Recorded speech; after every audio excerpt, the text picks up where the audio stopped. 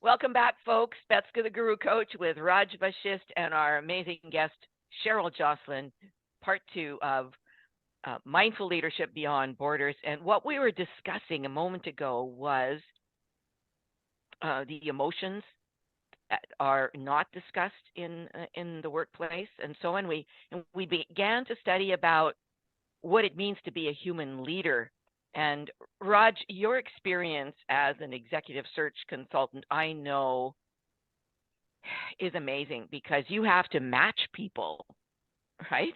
You someone calls you and says, "Look, I need a vice president of whatever." And then you have to match the personalities and so on. You've got a tough job.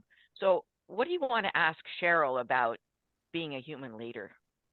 I'm really curious for this because when you're talking about human leader, so where is humanity? Where is empathy? Where is kindness? When you are dealing with your subordinate, your team, your client, that is the actual situation. So I want your insight on this because Yeah, because I have seen in my career and I'm still watching and listening. There some people are talking very nice, good things, very good, blah, blah, blah, blah. But when situation comes up in the real way, they are the same person who are very sweet, very nice, very cruel, very different person. So I want your thought on this. yeah. You know what? I mean, my career, and Betska can probably talk about the same thing with her career, and you're like, we all have it. I think, now there's it's shifted into a perspective where, because of where the workforce is at, there is more pressure being put on leaders to, handle their emotions. Where, I once had someone tell me that if they told me to wear one white shoe and one black shoe and stand in the corner of my head, that was my job. And if not, there's the door. And that's kind of the 80s and 90s, right? The Jack Walsh, where everything is balanced. The books are balanced on people. The massive layoffs, and that's how we made money. And now don't have that option because you don't have the workforce to do that with. But I think our different generations. I watch generations so much, and in my career I've led and trained. I'm facilitated with lots of generations, and only one thing remains consistent. Everybody says the same thing. If I had me working for me, I would be getting all my results. It's not, right? So everyone thinks that I was the best employee, and if I just had me working for me, I would be able to get all my results. It's this generation. This generation has this challenge or this challenge or this challenge. And the challenge is we have a generation who's been raised on smartphones, but we also have leaders who've been raised on smartphones. Like there's no phone a friend in leadership. Like, you can phone a friend to handle your emotions, and I think that's really, you need a square squad. You need someone that you can phone and say, look, I'm having a meltdown, and I need to work through that. You need that table of friends where when they go high, when something happens, you go high, but you sometimes go low first because your emotions come online first. So how do we manage that? How do we have a coach, whatever that, a counselor? I think if you want to go through growth, you truly need a tribe of people that help you manage and navigate your emotions through your life. So how do you talk to somebody about it? How, when you get upset and when something happens, I always like to look at when employees could possibly, when they're stealing from you, and we blame the employee. But in my career, all the people that I've seen it, first of all, if you have a theft problem, look at the top 5 people you trust. One of them is your thief, because people who are new and people who are on probation do not steal. So you have to look at, because we write them off the list. Well, it couldn't be Raj, it couldn't be Betska. We just need to move them over here, right? But how do we internalize, to your point about kindness, how do we go to what in the system is not working?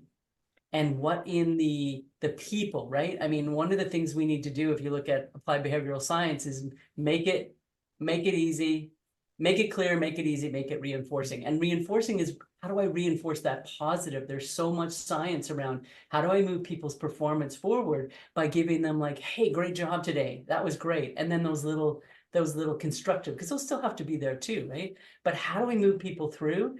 It's how do we sit within leadership. Brené's definition, which I love the best, is seeing the potential in people and processes and moving and doing something about that. So how, if I look at someone stealing, anyone, and I use that one because anyone can justify at a certain point when their life gets desperate enough or different things happen.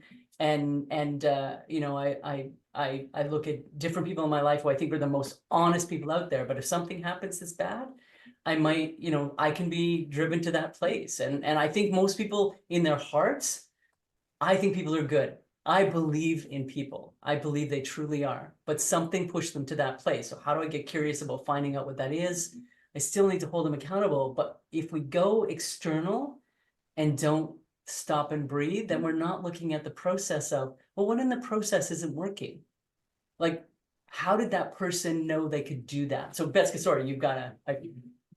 No, it's just your stories and your comments made me think of a young man I was speaking with last week, and he's in his mid-30s, so kind of that age group that we're talking about here, highly educated, and he's a union rep within the company, and I had heard him say something a few days earlier about something that wasn't working well in his organization. And I said to him, well, you're the union rep, aren't you? And he said, yeah. I said, well, what if you were to bring it forward as a concern for your people and for your patients, you know, et cetera? Patients as in a hospital patient. Yeah. And he said, oh, no, I can't do that. I said, pardon me? He said, no. He said, our system, right, doesn't allow that because we have so much hierarchy. You've got so many people that have to sign off, red tape, right? Red tape. And having worked in the government for many years as a government employee, a government leader, I know what that's like. But you can imagine when we talk about building confidence and you know, getting people to have ownership in an organization. How can they have ownership if they don't believe they can effect change? Absolutely. You know? Yeah.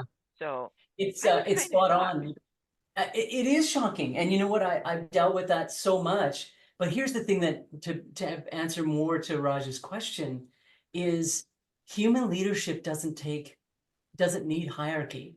And it doesn't need you to be in a great culture. You can create, and I've been in really horrible cultures, really bad cultures that are very oppressive, very hierarchical, very the power over, right? Toxic masculinity, huge. And they're holding on to those box seats really tightly. And they, you know, that's fine. But I can create a culture where I take care of people, where there's nothing that goes into play. You know, because I've had this where people, I can't have conversations without, to your point, you said unions, and I've dealt with them as well. But you know what? I don't need anyone else in the room just to get curious about what's happening with you. Just to say, you know what? Okay, sure, this bad thing happened, but where do I own the responsibility that I kind of saw some trends in the results and I ignore the trends? I was telling someone this other day, because I have a huge story from way back when I first started and I moved to a restaurant. And they had this guy that I was convinced he was stealing. He was hardly ever on his register. He had high cancellations, high promotional, a high promo out, right? And they're like, no, they're not. But then 2 weeks later, I believe in the universe, someone called me and said, a woman called and said, I think that guy took my money and put it in his pocket. Wow. Right? And I was like, told you. But he was probably stealing $600 a week. Yeah, really. But where is that conversation where when the system shows you what's going on, you say, hey, what's going on with you?